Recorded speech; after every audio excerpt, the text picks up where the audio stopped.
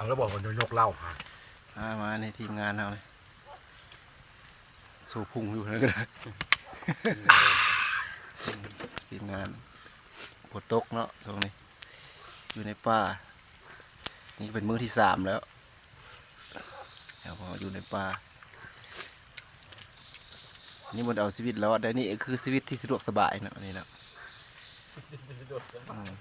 คือชีวิตที่มีสไตล์ ถือว่าเป็นการพักผ่อนอยู่ในตัวพักผ่อนที่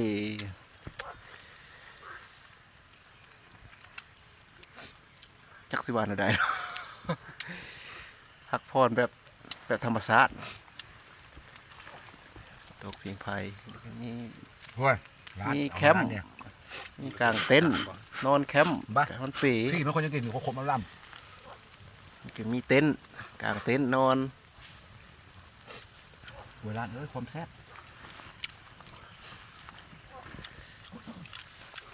สุดยอดสุดยอด บัวลายกินจะบ้าทุก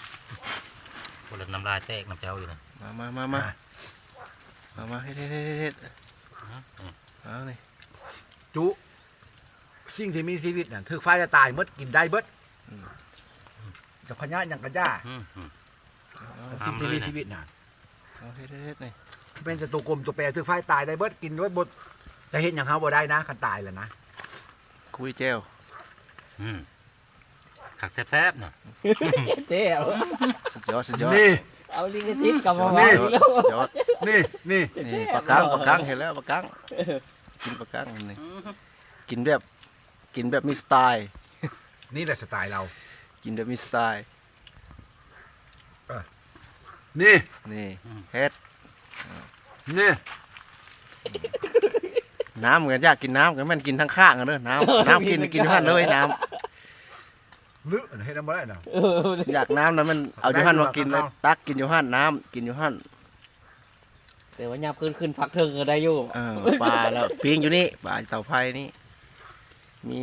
กินแบบบริยอมนะกิน มี แบบ เจลมีผักนางเลิศแล้วก็มี พักเอ้ยเลิศ มีเหล้าขาวอีกหน่อยหนึงแล้ว พักร้อยเอาไก่ไผ่แล้วเหือฟดออก สุดยอดลงน้ำกินนี่เป็นสีเย็นๆบ่ดิดบ่ ตอนนี้ยัง ขึ้ เพิ่ น น มาย าก พอนอนพูด ใช่แม่น เหือออกแต่ มันเพิ่นยากน้ำมันเพชรลายเพิ่นตักขึ้นมาแล้วแหละมากินสุดยอด